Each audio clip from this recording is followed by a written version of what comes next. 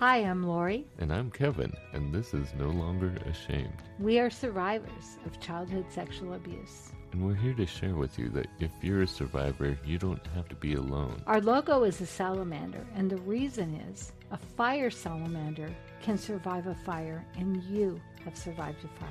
We want to help you with your journey to healing and hope. We are all survivors together, and we walk this journey together, and you are not alone. By telling our stories, we are hoping that you will have the courage to share your stories as well and find your voice. Because stories are so important, and for so long I know that I wouldn't tell my story, but when I finally shared my story, that's when I got my freedom. And this is our journey and your journey to healing and hope. So come with us.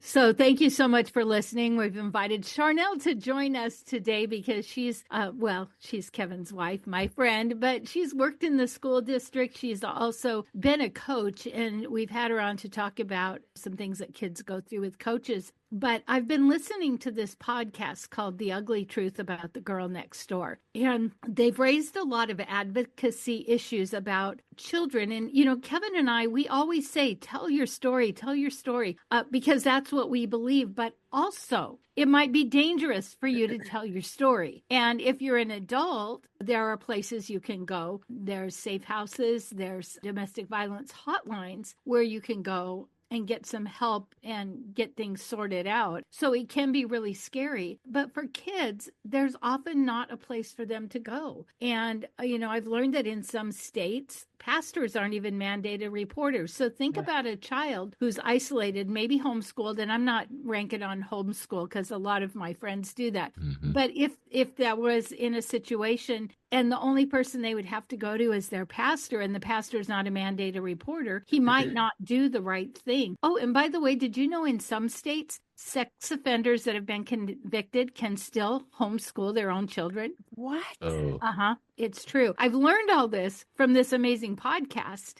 So the conversation I wanted to have is, so like in domestic violence, sometimes people are like, he's hurting her and I'm going to go beat him up. And, and it makes it worse for the wife. So giving some people guidelines on how to help children. And for instance, the girl on the podcast, the teacher recognized she was abused. The girl finally admitted to it. Well, what does the teacher do? The teacher, rather than going to the authorities, mandated reporters are supposed to go to CPS or the police, went to the parents who looked like the perfect parents.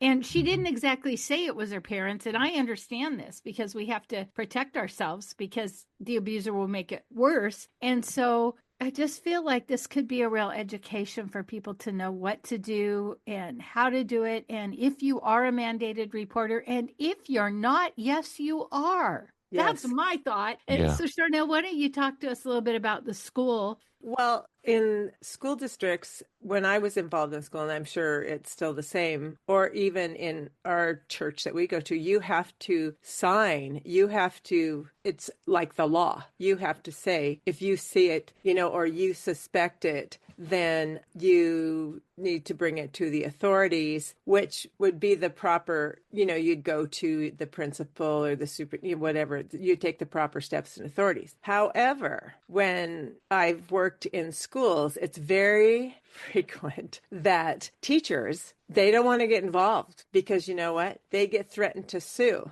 The teachers are going to get sued for not, I worked in the special ed because I worked with the deaf. So when they have the IEPs or the independent educational plans, then teachers aren't following those, or the 504s, which are accommodations. If they're not following that, the parents can sue, and many times win. And then the district comes down really hard on teachers. And then that also goes on their record and da-da-da. So a lot of times I see that people they don't want to get involved. They might see it and they might think, there's something weird going on there, but I'm not getting involved in this. Especially, and I don't mean to say this in a bad way, but not all teachers, but high school teachers, I think it's they feel like there's more of a liability there. And because I've had situations where teachers have not wanted me as an interpreter in their classroom because they didn't want to have to deal with the IEP or the 504. And I have had a student's parents sue the school district because they were not accommodating accommodating, which they have every right to do. So this insane that a lot of teachers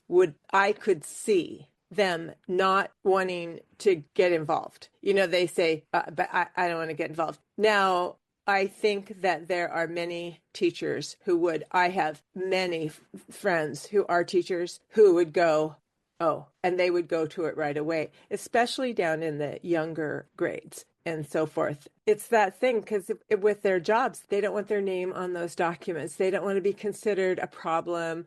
And the bad thing is that administration a lot of times treats it, whether it's just a suing thing or whatever, something that's brought up that's not being done correctly, or even like if there was a reporting, they treat it like it's an annoyance.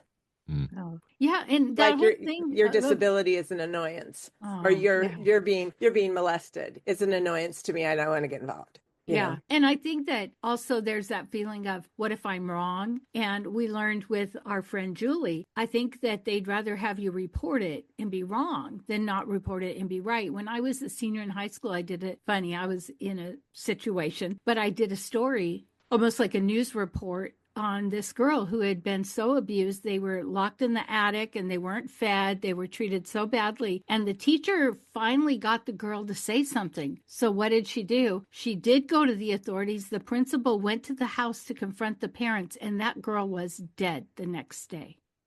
And so, I think it's like, we know the system is broken. We know CPS, all of that. We know, but also it's in place to protect children. And yes, let's get involved by changing laws and changing policies. But in the meantime, that is what's in place. And if there's a child who needs help and you're the only connection, and there was a child in my neighborhood when I was a young mom, and I called CPS and they came out, and the girl told CPS that the mom was doing something, which it was the dad, and it was so blatant, all the neighbors knew it. And so then they just brushed it off because they talked to the mom and knew she wasn't doing anything. And so the kid will tell lies to protect themselves. So then they look like they're more part of the problem, but all they're trying to do is protect themselves. And I know, and Kevin, that's why I wanted Charnell on this, because you and I know that there's a certain amount of, when we don't really know we don't like it, but we don't know it's wrong. If we're confronted, the last thing we want to do is be taken out of our home. Yeah. Right. As a kid, I thought, man, if someone tried to take me out of the home, I probably would have lied my butt off, and which is so sad. But kids, they just don't know any better, and they want some sort of security. Yeah. Well, and I think for a lot of children, they know what's going on, but they also don't know how to change it and what would happen if things changed. They're afraid of being taken away. I mean, all kids want to be connected to their parents. They don't want to be dragged out of that. I mean, even they want their parents to change and be better. They don't want to be taken out. Yeah. Well, and a lot of children, when they're really young, all they know is that's their caretaker. That's who takes care of them. And especially children that are like under the age of 5, all they've known is being taken care of by that parent. Now, when kids start to get older, there's incidents where they can say that's not okay, that's not right. And so they start to recognize things. But they say that before the age of 5, I think it is, that all they know, and they don't want to leave. Right. And they'll be trafficked so that they don't have to leave, but because they think that that's normal. Exactly. And, they talked about the statistic that we talk about all the time, 26 years, but what they said it in a different way. They said that's why most people don't say anything until they're at least 52, because maybe they've tried, maybe somebody has tried, and it's all backfired and made their life a living hell. And so all they know is, if I keep quiet, at least this is the evil I know. So, yeah, I think I want people to be more aware. We always see that saying, see something, say something. We ride the ferry all the time. We see it. See something, say something. And I think when it comes to lives, I'd rather be wrong and do something for a child than be right and not do something, and do it in the right way, even if I think the system's broken. Mm-hmm. But to still do it. And one of the things, when I was running the day center for homeless women, there was a situation where somebody came to me and said that one of our ladies actually was trafficking her little child. 2 years old. And I said, how do you know this? And they said they had seen something on her phone and they asked me to call. And I said, I will call, but it won't have any effect because for me, it's hearsay. You're the one who has to call. And she never did call. And I asked her every week, I followed up with her on her day, and she just couldn't bring herself to do it. And CPS came in and spoke with us, and they said, it's not one call. It's the when people keep calling, then we go, oh, something's really going on. So you may call and nothing happens, but at least now you've made a mark. You said, I'm feeling funny about something in this house. And then CPS gets 2 more calls and they're like, okay. And again, it's not always the best to have a kid taken out of the house, but the kid does not have a voice. And that's why this ugly truth about the girl next door, why they went to having a podcast was, for one, she had to have a go bag with her at all times because people were coming after her because she was blowing apart. For her, it was a church. This was all happening in a church, and they were heavy on homeschooling. And she was instructed to have a go bag with all of the things, all of the notes of who was involved. So if anything happened to her, they would find the bag and see, oh, these are the people that may have done something to her. So it's not always safe to come forward. And it is your choice to tell your story. But with Kevin and I, we always say, tell it to somebody. But also, if somebody's telling you, like I told Charnell my story, she could have been like, I'm going to do something about this. And that would have ruined it for me. What she did is she just said, I believe you. Telling our story, it's our story. And we can begin to get healing if we tell. But if somebody goes roughshod and is going to take over the world and kill everyone who's hurt us, that's not going to help us. No. And so as somebody who's in the community, whether you're mandated or not, go through the channels. Yeah. Don't go confront the parents. Don't. Yeah, I think it's important to know who to contact. So in the case, if you're suspecting it, if you're a teacher or coach or something like that, obviously you go to your authorities. You either go to the principal or superintendent or police. But if you're just someone in church or a neighbor, there's different places you can go. You can go to the police, you can go to CPS, you can contact the domestic abuse hotline. If you're not sure, at least call the domestic abuse hotline and say, this is what I've seen. What can I do? What should I do? Because they can help guide you the right way. Don't just go confront the parents because it could be them and it could lead to even worse abuse. Well, what I was going to say, too, is that if you remember the Dudarian law group that we had on, and they said it's important that it gets documented.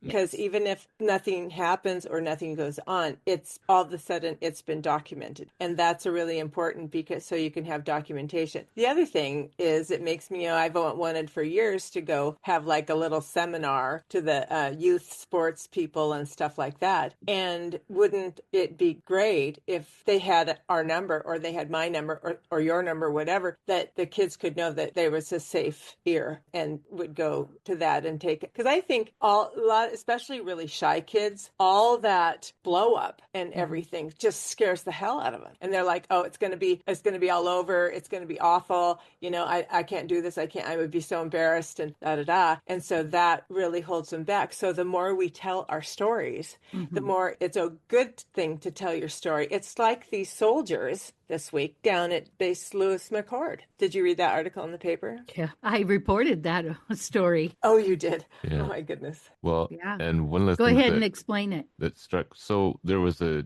physician for Madigan Hospital. At Madigan, and he was arrested for abusing soldiers. And basically, during the exams, he would abuse them. And he would excuse it by saying, I'm doing this or I'm doing that as he's examining them. And then he would make an excuse that I need to do this, but it was abuse. It was sexual abuse. And the thing is, he did it for years before someone reported it. And it was men. It was all men, and it was hard for them to. One thing Chris Daniels, who brought the story to us, said is that the men have a really hard time coming forward and saying what happened. And I understand that. Yeah. And I think that's what's so insidious about abuse is, and like you mentioned, Charnell, if a kid comes forward, first of all, what's everyone going to think? Oh, she's the one who's being abused at home. Like, that's not the reputation we want. Mm-hmm.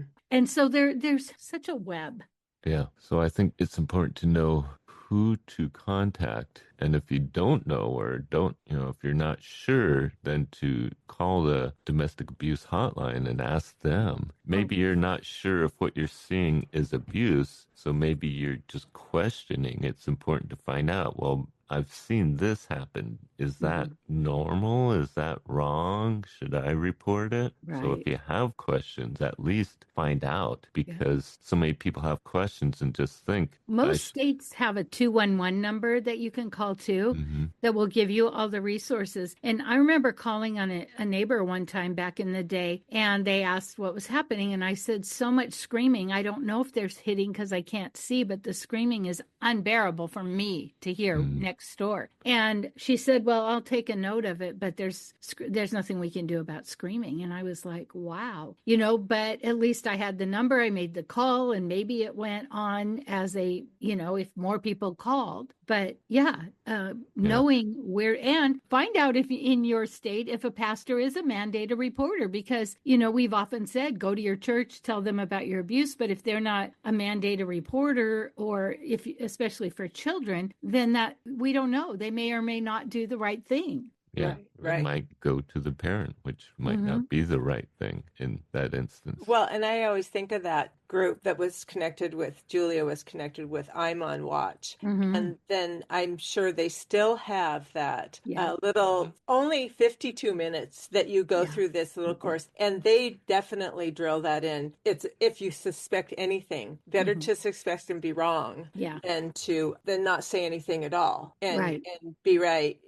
But I think there's so much tied to pushing the monologue or the repetition of tell somebody, because I think even more so now than like when we were kids and stuff, kids are more, in some cases, willing to say that person gave me the creeps even. Yeah. And too, I think even if you're not a Christian or a believer or whatever, there is a spirit inside of you, the Holy Spirit, that says there's something off here. And that's given to us for these type of reasons by our Creator, so that we will know, we will suspect, we will have an issue. You know what? And if I go to somebody and it's wrong at this time in my life, I don't care. I'm gonna say, well, that's kind of what you're doing is inappropriate. So I'm sorry. I'm becoming kind of a But see, that leads me to something else.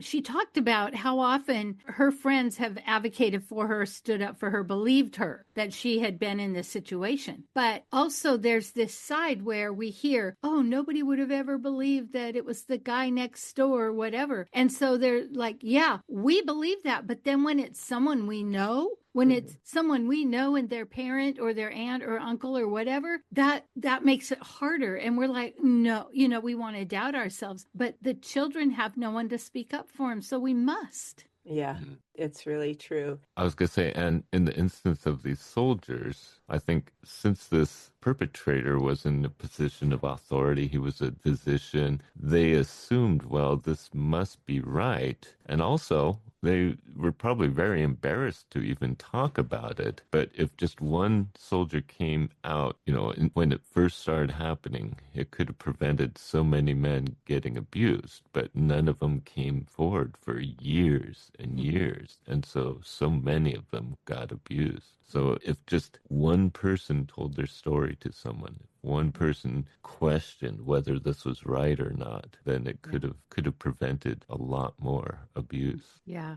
And like Charnell, something you mentioned, if you see, a family acting inappropriately in public, then it begs the question, oh my goodness, what's happening in private if we're seeing that? And I think that we don't want to believe that it's happening in families, in churches, in our neighborhood. We want to say, oh, it's in the other country. Like a lot of us saw that movie that came out this year. It was in another country.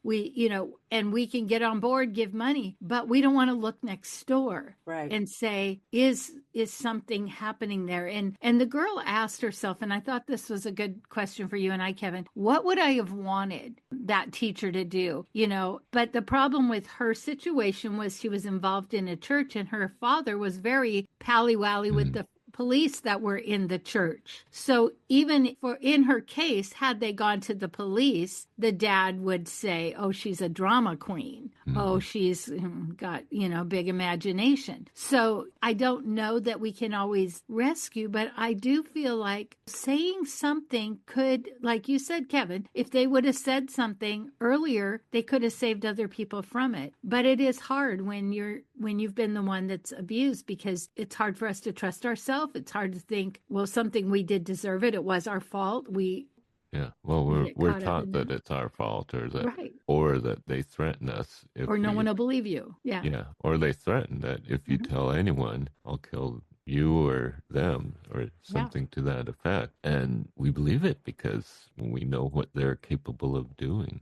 So we are afraid to tell. Well, and I remember that the story that we talked about a couple of years ago with the Sumner boys basketball coach that used his power and the feather in his caps he had as a player and a coach in, Division I basketball, and he got hired there. And then, he's married now, but and we talked about this on that show, the pressure to perform because your parents want you to, and all that kind of stuff. So sometimes if you said, this is creeping me out, then it gets minimized by the parent sometimes in those kinds of situations, or even with friends. And then, here they are. Do they want to even open up to the friend and say, or the other teammate, and say something? Or sometimes it might just be, I hate the way he touches me like that. And then the other kid might come out and go, me too. And then all of a sudden that's where it opened up. And everybody's like, there's more than one of us. There's more than, and this is happening down when they're little, because this guy saw them when they were in elementary school and started the grooming then.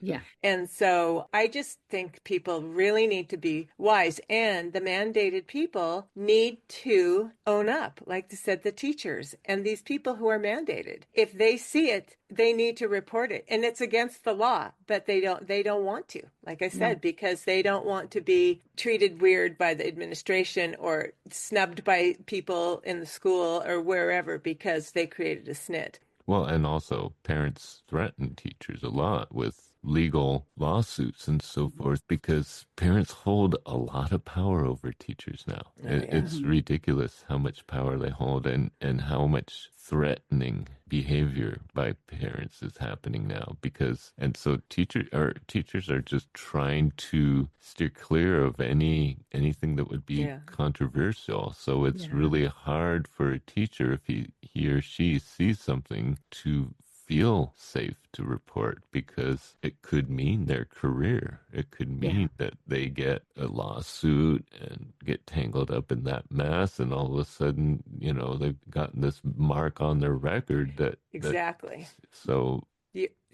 it goes in your record that you reported it. And that doesn't, unfortunately, it doesn't look like a positive thing. It looks like this is going to be an inconvenience. An inconvenience, exactly. Yeah. And I think that's kind of what I want to really raise awareness about is, well, what you always say, Charnell, pay attention. And that, we have to stop thinking it doesn't happen, because then when we think we see it, we'll begin to believe it. But if we think, oh, that doesn't happen, then our senses won't be up. And when we do see something, we'll dismiss it. And I don't want us all going on a witch hunt by any means. So one thing that she said was, like, all of her friends support her, but also they'll all be together for something and something will come on TV and they'll be like, I hate it when women make up stories of abuse to hurt the husband. And she's like, that happens like 1% of the time. And yet, even though they know her and they believe her, there's still this belief system. We want to believe the abuser versus the person who's being victimized. And if we can begin to get out of that mindset and say, yeah, these things do happen. And we do want to pay attention. And like I say, we don't go around looking for it, but pay attention and be the adult that speaks up for a child who has no voice.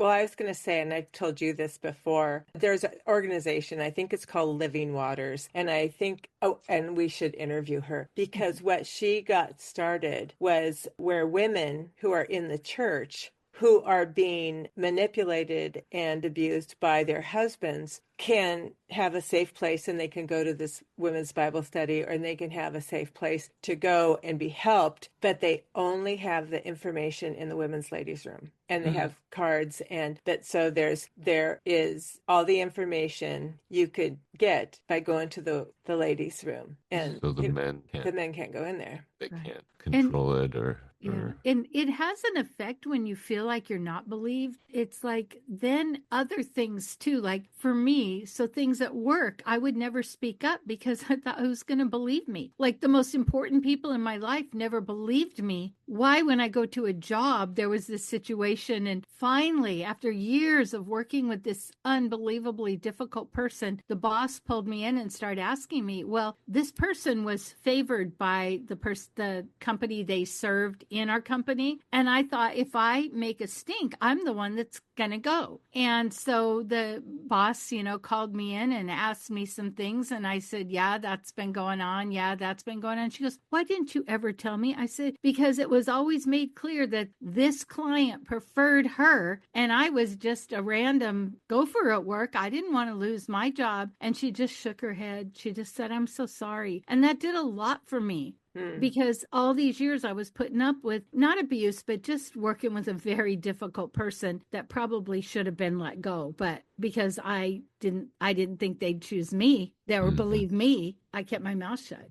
Well, I think that's another difficult thing is a lot of people that might witness something might not know what to do and might not feel like they'd be believed because if they witness something where this person is well known, well liked, person of importance, they might feel, well, if I say something, people are just going to be mad at me or put me down or not believe me. And that's such a good so point, hard. Kevin. And I think that's why it's important to contact either CPS or the police, or especially, call a hotline and find out what you can do, because they aren't worried about the hierarchy. They aren't worried about who you're talking about. They're not going to consider that. They will tell you, they will deal with you. And at CPS, generally.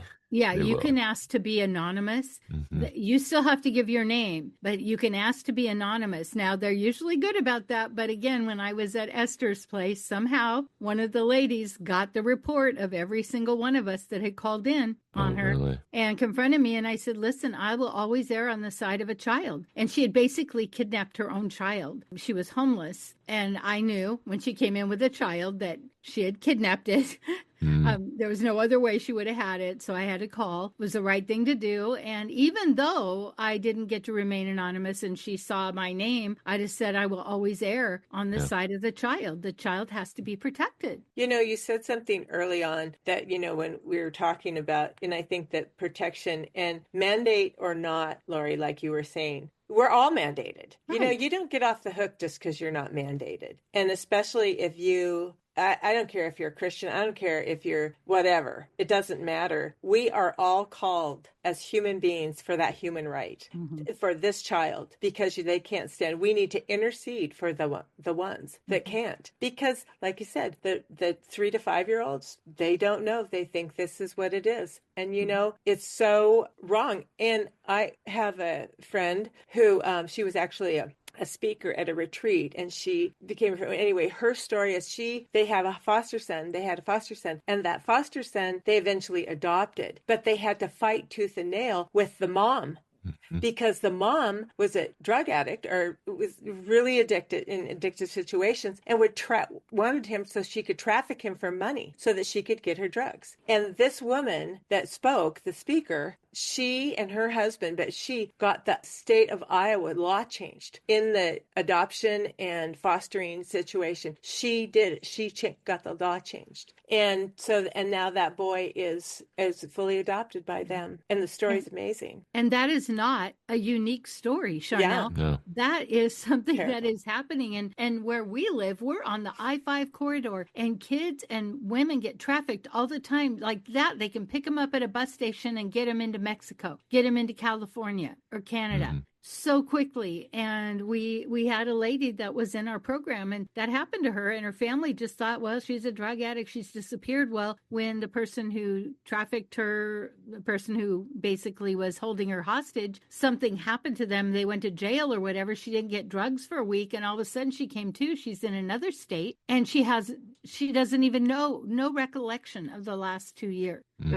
And so she was able to escape and get to a phone, and her family's like, oh gosh, we just thought you were drugging. No, she'd been kidnapped. And so it is happening. And we saw that with Julie. Who would think a preschool teacher is being trafficked? And so being aware, take the I'm on watch training and be aware. And this is one thing she said too, Kevin, this is why I wanted Charnell on. She said, as somebody who had been abused, if she sees something, sometimes it's really easy to go, oh, that's me being triggered.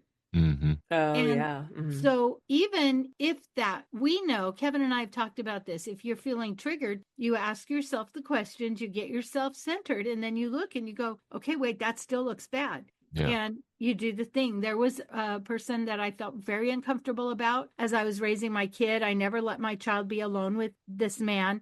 But also, he looked similar to somebody that had abused me, so I thought it was me. And when to know, 10 years down the road, I find out from his ex-wife that he had been abusing her daughter during that time. But because I couldn't separate at that time, I was still so young in my recovery. And so really, if you aren't triggered, don't go fight. Just do the right thing. Don't go beat up the parents. Don't go confront. Just call the people, call the right people. But if you are triggered, look at it and don't just dismiss it. Yeah. Yeah. Pay more attention to it. Is it just my trigger, or is there really something going on that I should be aware of, that others should be aware of? And because there's a reason, you're being triggered, it might not just be because they resemble or act like, and if they act like someone that was your perpetrator, well, what does that mean? Maybe that is a sign. Are they reminding you of what happened when you were? It was looks. Yeah. He looked like a person identical to them. Yeah. So I was like, I could never get close to him.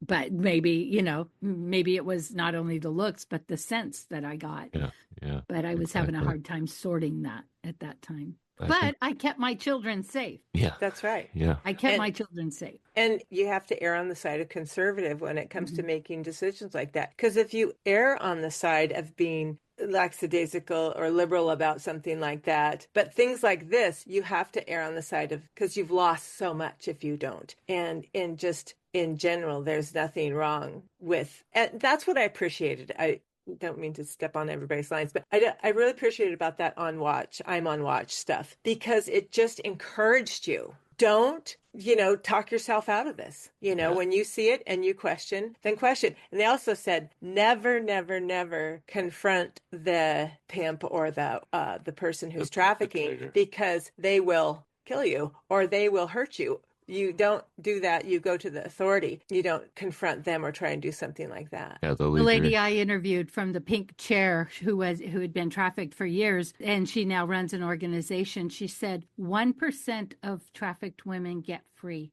Oh my goodness. 1%. So we don't want to do anything to make them aware that they've been found out, but we want to go to the correct authorities. That's so good. Well, and I think it's not easy. It's not comfortable. No. If you're going to report, you're putting yourself in a position that's not going to be comfortable. Every time I've had to do it, it has been really hard. It's very hard. Yeah. But think of the circumstance that could be happening and what the person who's going through the abuse is going through. Is it worth it? Yes. Your discomfort is worth saving someone from that abuse. So don't just think of, I just don't want to, because it's not going to be easy. It's going to be so hard. I'm going to put myself in a position that's very vulnerable or scary. But think of what they're going through. And is it worth it? Yes, it is worth it. And we've always heard this, doing the right thing.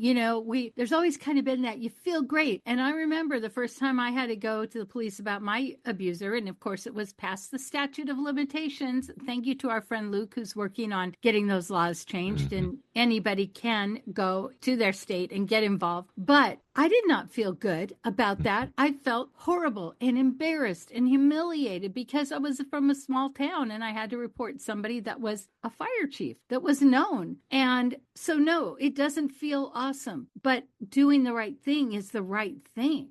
Right, Yeah. exactly. Your discomfort is worth saving. Yes. One survivor, one person who's going through abuse. Your discomfort is worth it. And you will feel good about it afterwards if it does lead to someone getting free of that abuse, being able to stop someone from being an abuser or being a trafficker. If you are able to do that, you will feel really good about yourself. It will be worth it. But yes, I do want to acknowledge that it's not easy and it's scary, it's hard, but it is worth it. And there is a correct procedure. And if you are in an organization that works with kids, find out what it is, even if you're not mandated. Find out. When I was a recovery coach, wherever I was coaching, I found out if somebody was suicidal, what my steps were, who I went to first. Do I run to the police? Do I run to my supervisor? Find out. Know ahead of time. So if it ever comes up, and you can call your supervisor. If you don't have that, you can call 211 and they'll tell you who to call. You can call CPS. You can ask to be anonymous if you need to, but make the phone call. And even if you're not believed, you've still made that phone call and they're required to write it down. Right, exactly. Even if they say you must be a disgruntled neighbor, whatever, doesn't matter. They have to write it down. Exactly. The paper trail you mentioned, Charnell. Yeah. And, and anybody who finds this podcast really interesting about that and about that stuff, the Durian Law Group, that episode that we did on that is really good and really informational and talks about some stories that are pretty hard because people didn't know or they didn't report. It got mishandled in some way. Or they thought they were the only one. And often that happens. And even this was a different podcast, a different story. This is why I'm on this rampage, because you find one and then you find another. She was in a homeschool home being abused by her dad, but she honestly really thought it was just her. And now she's 19, can't leave the home because they've now created a band and they have all this responsibility. And then she finds out, oh, it's my sister too. Oh, it's my other sister. And she never was able to speak up. And I have no blame for her because they were secluded, homeschool. There was no one to talk to. And their pastor was in on the whole family father control thing. So maybe if you think, well, I'm the only one, just ask yourself, what if I'm not? What if I'm not? What would I do? If I wasn't the only one, what would I want to do to help the next person? And I think another point that's important is a lot of people will just feel like, oh, this isn't really happening in my life. I'm, the people I know, the church I go to, the school that my kids go to, the, neighborhood I live in, it can't be happening because I know all these people. They're all, and the thing about abuse is it does not discriminate. No. It does not discriminate. It could be right next door to you. And unless you're paying attention, you wouldn't know. It can be right in your church. And unless you're paying attention, you wouldn't know. It doesn't discriminate. People of all lifestyles in all neighborhoods all over this country are being abused and trafficked. And it's happening right under our noses because we assume, oh, it's not here. It's somewhere else. It's in those big cities. It's in Hollywood or Las Vegas. It's just there. No, it's happening everywhere. So don't be naive about this. It happens and take that training. Everywhere. Take the I'm on watch. I think it's I am on watch training. It's 1 hour out of your life that might help you recognize. And one other thing she said that I thought I really wanted to bring up, maybe we can have a panel on this, but she also said that it's kind of hard because sometimes now that people know, because your story is yours, you do not have to go public with it, but you will get healing if you tell someone, but you don't have to go public. But she had to because people were still being hurt. But she said then there's this thing where people think like you're fragile, and like we are the least fragile people. Like we are survivors. We are tough. We are not fragile. Yeah. And I thought that was interesting. And I was interested what Charnell might think about that because she's never treated us like we're fragile. But I think that maybe sometimes people might think that. Well, it's really interesting too. I was thinking while you guys were talking, I'm the one of Kevin and I or whatever. And when I say, oh, my husband, he has a podcast. Oh, what's his podcast on? And I always say, oh, he's a childhood sexual abuse survivor. And they're like, oh, really? And then it's always like they end up saying, okay, sure, that's enough. I mean, I started off on the stories, but you know how many people go, wow, and then they'll say, you see the person slide back and they'll say, that was me, I was abused too. Aren't we all? Remember that one guy, he said, aren't we all? I mean, and this guy is a very popular musician, and it's like, and there are groups, I think, in areas where you can see that. But and I just pray, Lord, keep me sharp, make me sensitive. But it does take getting out of ourselves and saying, I need to take this to a next step when you see it. Yeah, and I love that because you always say that, pay attention. And we know a family from our hometown that we all thought was amazing because they had adopted all these kids and everyone was helping them. And I wasn't as involved with them, but I don't know if I would have picked up on anything. And then it all came out. They were on the dad was often on the Christian radio station. I'd hear him. We're hearing him on the Christian radio station being interviewed. And I remember one time he told the story and I was like, wait a minute. Because he knew this prostitute, they had actually adopted her kids and he had accidentally ran across her again and she had a new baby. And I just remember thinking, something's not right about that. Oh, I ran across her again. Yeah. And she has another baby. So we adopted her. And then all this stuff came out and I thought, oh, did I know? Did I sense something? And so it's just like, can we pay attention for the sake of the children? Yes. Can we just pay a little more attention? If you have kids coming over to your house, pay attention. Listen, I'll promise you when they're playing games in the other room and you're sitting right there in the kitchen next to them, they think you can't hear. And you will hear things. Yeah. Pay attention. Yeah. And that's something, Charnell, you have said in so many areas. And I love it because it's like, it is our duty. Well, I think it's a mantra to myself, because I don't tend to pay attention. So it's like, okay, pay attention. But at the same time, I think it's just important that we sharpen our God-given gifts. I mean, we do it in our jobs, we do it in everything. Well, we need to do it for humanity. We need to do it for everybody, whether it's a woman who's being verbally abused in your church and has to go take the number off the wall in the bathroom, or whether it's a little kid. And we had a friend's daughter say something and we knew she was going through some stuff and she ended up saying something to me and I was like, holy cow. And then I told you guys, I watch all those grim, gruesome, awful Boy Scout and all that stuff. And Kevin's like, he disassociates for about 2 weeks after those. And so I can't do it. But I'm not kidding you. It was something that really disturbed me. And it bothers me when I'm around her because I'm wondering what are you wondering? Just out of curiosity. Well, I'm wondering, is she in the church nursery helping? Is she babysitting children? Is she, because what happened with her that came out is she got involved with a neighbor kid or something, or kid in her school when they were young, and they started playing and fondling and touching each other. And then it just kept going and going into older grades and things like that. And then, of course, there almost became this, and sometimes I think, well, I'm not going to dismiss this story, but you wonder if she's, carrying it too far, because sometimes you do, because you think, holy cow, how could it get to this? Her story was horrifying to me. Yeah. Yeah. And it's being aware. And I think in church is where we often will let abusers amongst our children, and we get pretty lenient. Now, I know there are some churches that are I know my son-in-law was saying that there was somebody that was being allowed to go to their church. Well, they had an assignment. They had a man with them at all times. The whole time they were at church, and they actually had to sit the farthest seat away from any of the childcare things. So, it's like they're paying attention. Yeah. And the thing is look at Kevin and I are in our 60s and we're still affected by our childhood abuse, even though we've done so much work. This is why we don't want our children to be abused. We want to intervene as quick as possible, as soon as possible.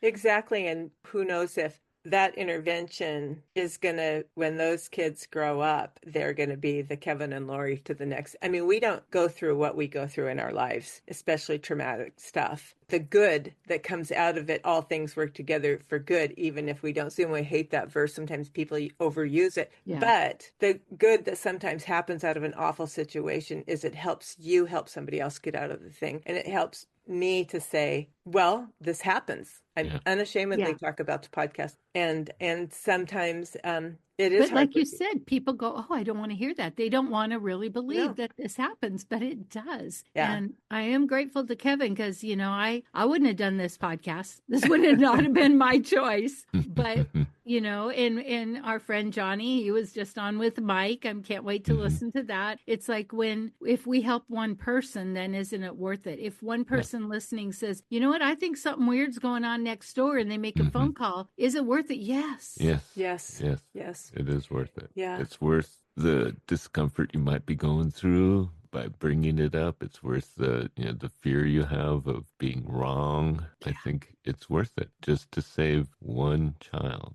Well, and the interesting thing is, you know, you think, I'm not sure. And you talk about the family on the Whidbey Island. Well, I was coaching, and those kids were in our little leagues, you know, we had. And the one of the gals, little girls, they used to at center court, you know, you're all waiting there. And the coach goes in and goes, okay, you're going to guard her and you're going to guard her. And the coach, you know, unknowingly, he would put his hands on the one shoulder and say, and then would go to the next one and say, okay, and you guys are going to be guarding each other. And when he moved, the one immediately started, wiping her shoulders. And and I knew right then, but I didn't say anything. Well, we didn't know back then. I mean, that was so many years ago. We had no training. You know, something like that, though, you go, there's something going on there. And then he probably went on for another few years. And just to be clear, it wasn't the coach that was abusing her, but it was her reaction to the coach that the coach that was working with her. You set off. Yeah. And the coach put his hand on her shoulder and she brushed it off. It was that reaction. And she had a terrible look on her face. Right. Too, yeah. That was awareness. It wasn't the coach that was abusing her. It was just her reaction to any physical touch. And that's a big point to pay attention to. Yeah. You know, if kids react really different, really unusual, really out of place, there's probably a reason for it. And it might not necessarily be that person that they're reacting to. It might be something else, but that's something to pay attention to. If they're having this unusual reaction, then there's a reason probably. That's why the ACEs training is so good too, because it helps teachers understand, oh, that's not a normal reaction. Yeah. It doesn't mean the teacher's doing something wrong. It means that something's going on with them and you've maybe triggered them. So I am on watch, and ACEs, ACE''S training. Those are so good to be aware, especially if you work in or around children. Right. And one thing too is we don't want to forget about sometimes the overly extroverted, so sometimes the promiscuous, overly promiscuous, where they don't know their boundaries. And sometimes that's a big one because they might be around. They've been taught that their bodies are just an object. Yeah. And so they treat themselves as an object. Yeah. That's so good. Well, I know that we're out of time, but let's just say what we really want the takeaway of this to be before we go to prayer. It can happen anywhere. It can happen to anyone. So don't feel like, oh, it only, it's not, I'll never see anything like that because I go to a good church and I live in a good school district and so forth. No, it can happen anywhere to anyone. So just be aware if you see something that doesn't seem right, pay attention. And if you're paying attention and it still seems bad, then that's when you want to find out and talk to someone, not their parents, but go to someone in authority. Or if you're questioning, contact the domestic abuse hotline or a crisis line and find out what you can do. Yeah. I think that he stepped on my lines, because that's my line. Pay attention. And you did that class. That was my book. Pay attention. And I think that's it. I think just being tuned in, get off your phone. and watch, we're relational people. And this is not a great time in our society, and we need to be on watch. We need to be watching because terrible things are happening, and we need to not put our head in the sand and say, oh, I don't want to get involved. Pay attention and do the proper steps. Do the right thing. So I will take yours, pay attention, but also something Kevin said earlier, don't be naive. Just open your eyes, say, yes, this can happen. We don't have to be doing a witch hunt, but just believe that it can happen so that when it does, we go, oh, maybe that's a red flag. It's just like in dating. We look for the red flags and so often we'll ignore them. Why? Because we don't trust ourselves. We want to believe everybody's good and nice, and we do want to believe that. But we also want to be in a place where instead of going, oh, no, that never happens, that we go, oh, I have heard that does happen. I'll call the crisis line. I'll call the sex trafficking hotline. I'll call and find out what my responsibility is. Yeah. Well, this is a good time for us to pray. Okay. So that's it for today. We are going to have a prayer time if you want to stick with us. If not, we believe in you. We want to hear from you. We want to hear your stories. If you like this podcast, please rate and review, because that's how other people can find us. And we really want to spread this message. Father, I thank you for all your blessings. And I just pray for anyone listening for courage in their lives, that they would feel brave enough to want to protect anyone around them that they feel is having problems in their lives, that they would want to protect them and do the right thing for them, Lord. And I just pray for anyone who is in an abusive situation, that they would have the courage to find a safe way to get out, a safe way to talk to someone about, that they would have the courage to find a way to get freedom and find safety. And Lord, I just pray for your spirit in their lives, that they would be encouraged and that they would feel that they are worth it, that they do matter, that it does matter, that they get freedom and they get healing. They do matter to you, and they do matter to find freedom. And Lord, I just pray for anyone listening that this would be a helpful lesson for them. In your name I pray. Lord, I just thank you that you can instill us with the Holy Spirit so that we can be aware, and that you will sharpen us. And that, Lord, I pray for these recent soldiers who were abused and, whatever was going on there. We thank you that the doctor's not there anymore. I continue to just pray for all the kids that we've come across and all the stories, that people will continue to tell their story and get freedom and realize how important it is, and that they will want to completely be on to tell people, to encourage them, because the important thing is for you to be able to beam through the people, that they will help other people and that we can help other people. We just, Lord, bring people on our path. Holy Spirit, just comfort the people in this world who are going through abuse. In Jesus' name.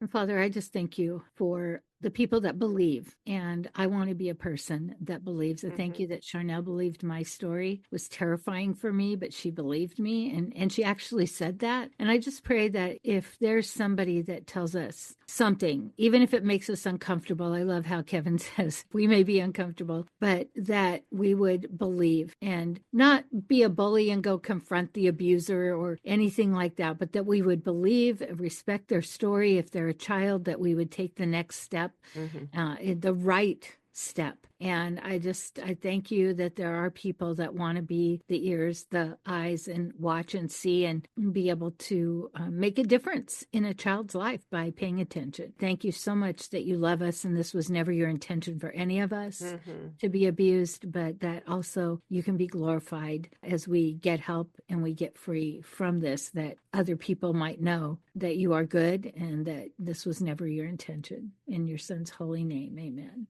Amen. Amen.